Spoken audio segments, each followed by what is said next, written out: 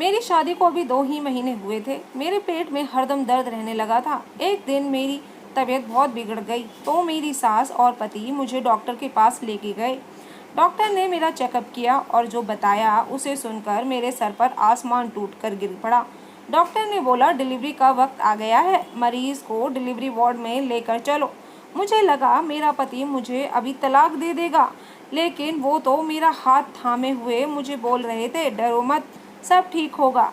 मैंने एक बच्चे को जन्म दिया और मुझे यकीन नहीं हो रहा था कि ये मेरा ही बच्चा है, क्योंकि मेरी शादी से पहले किसी के साथ कोई संबंध नहीं था। मैं उस बच्चे से बिल्कुल प्यार नहीं करती थी। असल में मुझे हैरानी तो तब होती थी जब मेरी सास मेरे सामने हाथ जोड़कर मुझसे माफ़ी मांगती थी और बस रोती रहती थी। एक दिन अपनी सास का राज जानने के लिए अपनी सास के मोबाइल से अपने पति को मैसेज कर दिया। पति का जवाब सुनकर तो मैं हैरान रह गई थी, क्योंकि मैं आईने के सामने खड़ी अपने मुरझाए हुए वजूद को देख रही थी। मेरे आंखों के नीचे हल्की हल्की काली सी लकीर बन चुकी थी, सर के बाल भी सफ़ेद होने लगे थे और मेरा रंग भी ऐसा हो गया था कि देखकर ही परेशान हो जाती थी। मैं काफ़ी मोटी भी हो गई थी, जबकि मेरे कमरे में लगी तस्वीरों को देखकर मैं तो पहचान में ही नहीं आ रही थी। नर्म नाजुक चेहरा, वो सितारों जैसी चमकती आंखें। मैं अब हरदम परेशान रहने लगी थी। मेरे साथ की सभी लड़कियों की शादी हो चुकी थी, लेकिन मैं अभी तक कुंवारी थी। मेरी माँ मुझसे तो कुछ कहती नहीं थी, लेकिन मुझे पता है वो मुझे लेकर बहुत परेशान रहती थी। मैं आईने के सामने खड़ी थी और ये बातें सोच रही थी कि तभी भाभी की आवाज़ आई, रूपाली आ जाओ, चाय बन गई, सब साथ में पीते हैं। मैं भी भाभी के साथ चल दी। भाभी तेज तेज चलती है और मैं लंगड़ा कर चलती थी। भाभी मुझसे आगे निकल गई। भाभी ने पीछे मुड़कर देखकर बोली कि जब से तुम्हारा भतीजा हुआ है, 2 साल का हुआ है, तब से मुझे सभी काम जल्दी जल्दी करने की आदत पड़ गई है, आओ मेरे साथ चलो। ये बोलकर भाभी ने मेरा हाथ थाम लिया। मैं साथ चलते हुए बोली, रजनी तुम मुझसे उम्र में छोटी हो ना। तो भाभी ने अपना सर हिला दिया। तो मैं फिर बोली, तुम्हारी शादी को 5 साल हो चुके हैं रजनी, तुम दिखने में बहुत ही खूबसूरत हो और मैं अपने माँ बाप बोझ बनी हुई हूँ, क्योंकि मैं लंगड़ी और मोटी हूँ। रजनी ये सुनते ही परेशान हो गई। चुप करो, ये सब भगवान सब अच्छा करेंगे, आप फिक्र मत करो, बस आपके लिए भी एक बेहतर पति ही ढूंढेंगे। मैं चुप हो गई थी। चाय पीने के बाद मैं अपने कमरे में आ गई। शाम को मैं अपने कमरे में बैठकर रामायण पढ़ रही थी कि तभी मेरी भाभी भागते हुए मेरे कमरे में दाखिल हुई थी। रूपाली दीदी, एक अच्छी सी ड्रेस पहनकर तैयार होकर बाहर आना, आपके लिए एक अच्छा रिश्ता आया है। मैं भाभी की तरफ देखती ही रह गई थी। मैं बोली, रजनी मेरे लिए रिश्ता कैसे? भाभी मेरी तरफ देखकर हंसते हुए बोली, वो माँ ने रिश्ता लेकर आने वाली आंटी से बात की थी, वो लेकर आई हैं। मैंने बोला, रजनी क्या फ़ायदा तैयार होने का? भाभी ना उम्मीद वाली बातें मत करो। देखो, सुबह सुबह हमने आपके रिश्ते के लिए प्रार्थना की थी तो भगवान ने सुन ली। अगर हम प्रार्थना करेंगे तो वो आपको पसंद भी कर लेंगे। बस आप तैयार हो जाओ। मैं तैयार होकर बाहर आई तो एक लड़का और एक आंटी बैठे हुए थे। आंटी मुझे देखकर खुशी से उठ खड़ी हुई थी। उन्होंने मुझे बड़े प्यार से अपने पास बुलाकर बैठाया था, जबकि मैं तिरछी नज़र से उस लड़के की तरफ देख रही थी। आज मुझे पहली बार पहली नज़र के प्यार का एहसास हुआ था कि पहली नज़र की मोहब्बत किसे कहते हैं। वो लड़का भी मेरी तरफ देखकर मुस्कुरा दिया था। मेरे दिल से एक सच्ची दुआ निकली थी कि हे भगवान, ये लोग मुझे पसंद कर लें। मैं दुआ ही कर रही थी कि आंटी बोली, हमें आपकी लड़की पसंद है, अगर आपको एतराज़ ना हो तो हम अभी अंगूठी पहना दें। तभी मैंने अपनी नज़र उठाकर देखा तो वो लड़का मुझे ही देखे जा रहा था। माँ बोली, शादी ब्याह का मामला है, अगर मेरे हाथ में होता तो यकीन मानिए मैं अभी अंगूठी पहनाने की इजाज़त दे देती, लेकिन ये मामला मर्दों के हाथ में होता है। रूपाली के पापा ऑफिस गए हैं, जैसे ही आते हैं उनसे बात करके मैं आपको कॉल कर देती हूँ। वो लोग चले गए थे, लेकिन मेरा दिल अभी तक धड़क रहा था। फिर यह हुआ था कि दोनों तरफ से हाँ हो गई और 1 महीने में मेरी शादी की तारीख पक्की हो गई थी। मैंने अपने घर वालों से सख्ती से मना कर दिया था कि शादी मुझे धूमधाम से नहीं करनी है। मेरे दिल में बस एक यही डर था कि लोग मुझे देखकर हंसेंगे। मेरे घर वालों ने मेरी बात को मान लिया और शादी वैसे ही हुई थी जैसे मैंने बोला था। मेरे घर वालों ने मुझे विदा कर दिया। मैं अब रोहित की दुल्हन बन चुकी थी। मैं बहुत खुश थी। थोड़ी देर बाद रोहित कमरे में आए। रोहित भी बहुत खुश लग रहे थे। उन्होंने मुझे मुंह दिखाई में अंगूठी पहनाई थी और बोले, रूपाली, मैं आज बहुत खुश हूँ कि तुम मेरी ज़िंदगी में आ चुकी हो। मुझे अभी तक इस बात पर यकीन नहीं हो रहा था कि ये मुझ जैसी मोटी और बदसूरत लड़की से शादी करके खुश है। मुझे एक बात पूछनी है कि आपने मुझसे शादी क्यों की? वह मेरे सवाल पर हंस दिए और बोले, तुम मुझे अच्छी लगी, इसीलिए मैंने शादी कर ली। मैं सवाल से सवाल निकाले जा रही थी। रोहित के सभी जवाब सुनकर मेरे मुरझाए हुए दिल को थोड़ा सुकून मिल जाए। मैंने फिर एक सवाल किया, आपको मुझ में क्या पसंद आया था? उन्होंने मुझे जवाब दिया, तुम्हारी ओरिजिनलिटी, तुम जैसी हो वैसी ही सामने आई थी। तुमने खुद को मेकअप करके पर्दे में नहीं ढका था। मैं ये सुनकर मुस्कुरा दी। हमारी ज़िंदगी की नई शुरुआत हो चुकी थी। रोहित मुझ पर अपनी जान देता था और मेरी सास मुझे मेरे माँ बाप से भी ज़्यादा प्यार देती थी और मेरा ख्याल रखती थी। मैं बहुत मोटी हो चुकी थी। मैं रोहित के साथ बिल्कुल भी अच्छी नहीं लगती थी। फिर मैंने सोचा मैं डाइटिंग करूँगी, लेकिन मेरी सास ने मना कर दिया और बोली, अगर तुम स्मार्ट हो गई ना तो रोहित को बिल्कुल भी अच्छी नहीं लगोगी। मैं ये बात सुनकर हैरान रह गई। खैर, मेरी सास हर शाम को रोहित के घर आने से पहले मुझे कुछ ना कुछ मीठा खिलाती थी, जो कि मैं उनकी मोहब्बत समझकर खा लिया करती थी। आज मेरी सास ने मुझे केक खिलाया था, जिसे खाते ही मेरे पेट में ज़ोरों से दर्द शुरू हो गया। अब तो हर रोज़ मेरी सास जब भी मुझे मीठा खिलाती मुझे दर्द होने लगता। जब तक रोहित घर आते तब तक मैं दर्द से परेशान हो चुकी थी। फिर वो मेरे लिए सारी रात जगते रहते थे। यूँ हम दोनों को एक साथ बैठकर बातें करने का मौका भी नहीं मिलता था। मैं इस वजह से बहुत परेशान रहने लगी थी। फिर मैंने एक दिन सोचा, क्यों ना मैं अपनी सास का दिया हुआ मीठा खाऊं ही ना, क्योंकि मुझे अपनी सास पर शक होने लगा था कि वो मेरे और रोहित के प्यार से जलने लगी हैं। मुझे और रोहित को अलग करने की कोशिश कर रही हैं। आज मेरे लिए मेरी सास कस्टर्ड बनाकर लाई थी। मैंने मना अपनी सास को बोला, माँ जी, मैं इसे अपने कमरे में ले जाकर खा लूँगी। तो मेरी सास बोली, अभी मेरे सामने खाओ। मैंने बहाना बनाते हुए कहा, माँ, मुझे उल्टी जैसा लग रहा है। तो वो बोली, जब ठीक हो जाएगा तब खा लेना। मेरी सास मुस्कुरा दी और चली गई। मैं अपने कमरे में आ गई। मैंने कस्टर्ड खाने के बजाय छुपा दिया। मुझे लगा था कि आज मेरे पेट में दर्द नहीं होगा, मगर मेरा अंदाज़ा तो बिल्कुल गलत निकला। मेरे पेट में दर्द होना शुरू हो गया था और धीरे धीरे बढ़ता ही जा रहा था। मैं दर्द से कराह रही थी। मेरी आवाज़ सुनकर मेरी सास मेरे कमरे में भाग कर आई। क्या हुआ बेटा? मैं रोते हुए बोली, आप रोहित को बुला दो, मेरी तबीयत बहुत ज़्यादा खराब है। इतने में रोहित भी घर आ चुके थे। उन्होंने मेरी हालत देखी तो वो मुझे जल्दी से अस्पताल लेकर गए। मेरी सास मुझे दिलासा देती रही। अस्पताल पहुंचकर मुझे इमरजेंसी वार्ड में ले जाया गया। जब डॉक्टर ने मेरा चेकअप किया तो बोला, मरीज़ की डिलीवरी का समय आ गया है, मरीज़ को डिलीवरी वार्ड में लेकर चलो। मैं ये सुनकर हक्का बक्का रह गई थी। मैं डॉक्टर की तरफ हैरानी से देखे जा रही थी। मुझे गुस्से से चिल्लाई और बोली, ये नामुमकिन है। मेरी शादी को अभी 2 ही महीने हुए थे। अब मुझे लगा था कि मेरा पति तो मुझे तलाक ही दे देगा। मैं बहुत डर गई थी। मैं गुस्से से बोली, रोहित, मुझे इस अस्पताल से ले चलो, मुझे नहीं करवाना इलाज।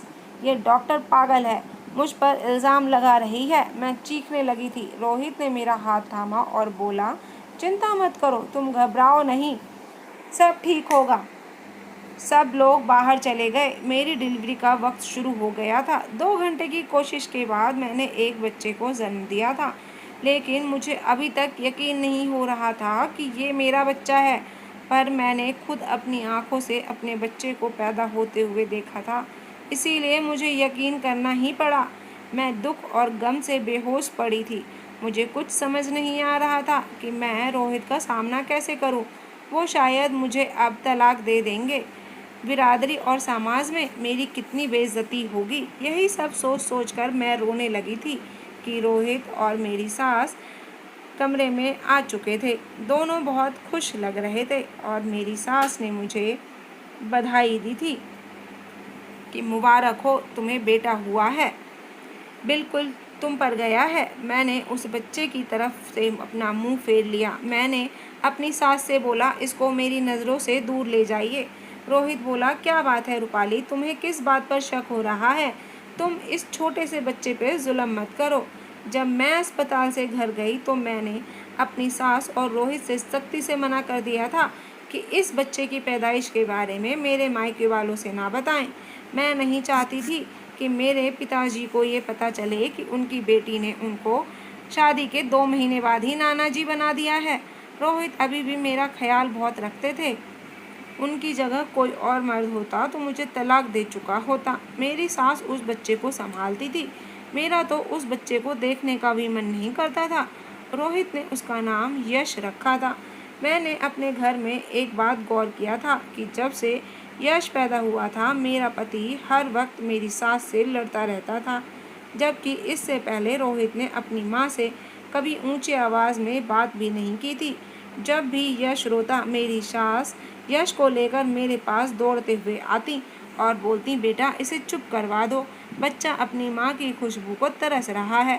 मैं मुंह फेर लेती और कहती, नहीं मुझे नहीं लेना, मेरी तबीयत खराब है। तो मेरी सास रोने लगती और बोलती, मुझे माफ़ कर दो।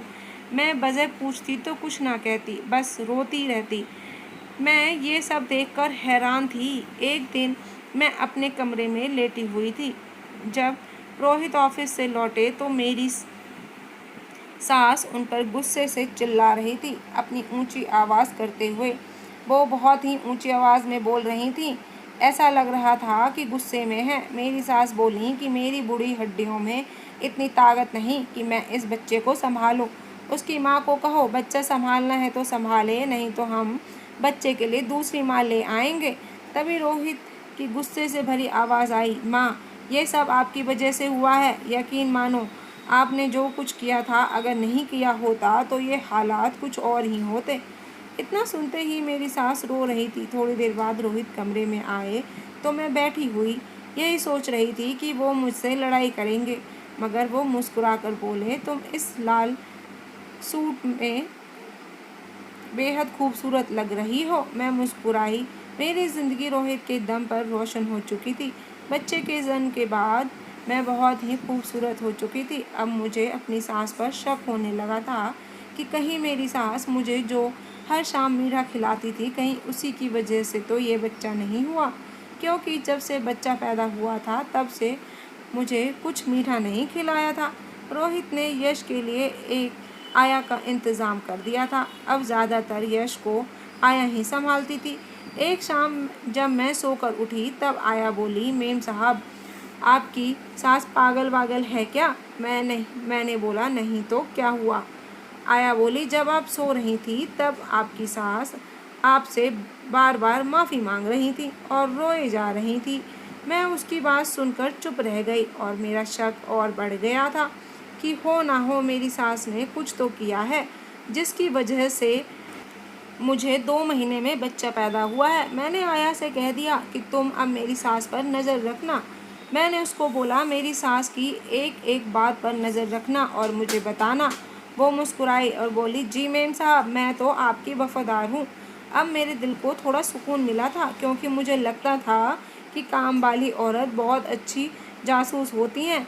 रोहित स्टडी रूम में थे। वो अपना ऑफिस का काम वहीं बैठकर करते थे, तो मैं भी चाय बनाकर वहीं चली गई। सोचा 2 पल पति के साथ बैठकर बात कर ली जाए। लेकिन मैंने जैसे ही दरवाज़ा खोल कर देखा, रोहित के हाथ में कुछ फ़ोटो थीं जो उनके हाथ से छूटकर ज़मीन पर गिर गईं, बिखर गईं। मैंने उन पर नज़र डाली तो रोहित मुस्कुरा रहे थे। उनके साथ में एक बेहद खूबसूरत लड़की उनका हाथ कसकर बहुत ही मजबूती से पकड़कर खड़ी थी। मैं उस लड़की की तस्वीर ध्यान से देख पाती, इससे पहले ही रोहित ने सारी फ़ोटो समेट ली थी। मुझे एक पल के लिए शक हुआ था कि कहीं मेरा पति मुझे धोखा तो नहीं दे रहा, और ये एक ऐसी बात थी जिसके बारे में मैंने कभी सोचा भी नहीं था। मुझ पर कयामत ही टूट पड़ी थी। रोहित जल्दी से उठा और बोला, आओ रूपाली, मेरे पास बैठो। मगर मैं सर पकड़ कर रह गई थी, क्योंकि ये सब सोच सोच कर मेरा सर दर्द से फटा जा रहा था। इस सदमे ने मुझे अंदर तक हिला दिया था।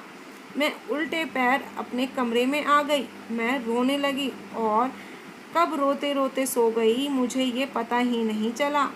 आज तो मुझे सपने भी बहुत बुरे आए थे कि रोहित मुझसे दूर जा रहा है। मैं सो ही रही थी कि रोहित ने मुझे उठाया और बोला, मुंह हाथ धो लो, मैं खाना लाता हूँ। मैंने सर हिला दिया और रोहित रसोई में चला गया। वहाँ मेरी सास और रोहित बात कर रहे थे।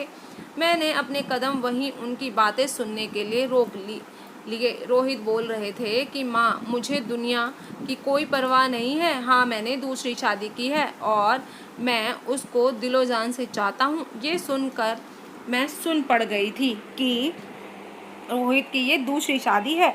मैं कमरे में आकर रोने लगी। रोहित खाना लेकर आए तो बोले, तुम अभी तो ठीक थी, अब क्या हुआ है? मैंने बहाना बना लिया, सर दर्द हो रहा है। रोहित ने मुझे खाना खिलाकर दवाई दे दी। मैं सो गई। मुझे पता ही नहीं चला कि कब सुबह हुई और रोहित ऑफिस जा चुके थे। लेकिन अब मुझे सच जानने की लगी थी। मैं उठी और तैयार होकर सोफे पर बैठी थी कि मेरी नज़र सास के फ़ोन पर पड़ी।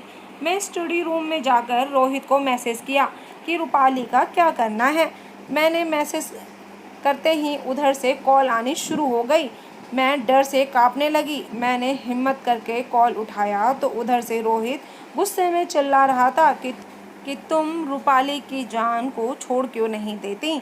गलती तुम्हारे बेटे की है, जो करना है मुझे करो। 2 साल पहले मैंने रूपाली से अपनी पसंद से शादी की थी। तुम्हारी सहेली की बेटी से शादी ना करने का फैसला मेरा था, तो गलती भी मेरी है। रूपाली को कुछ याद नहीं है, पर आपको तो सब याद है ना माँ?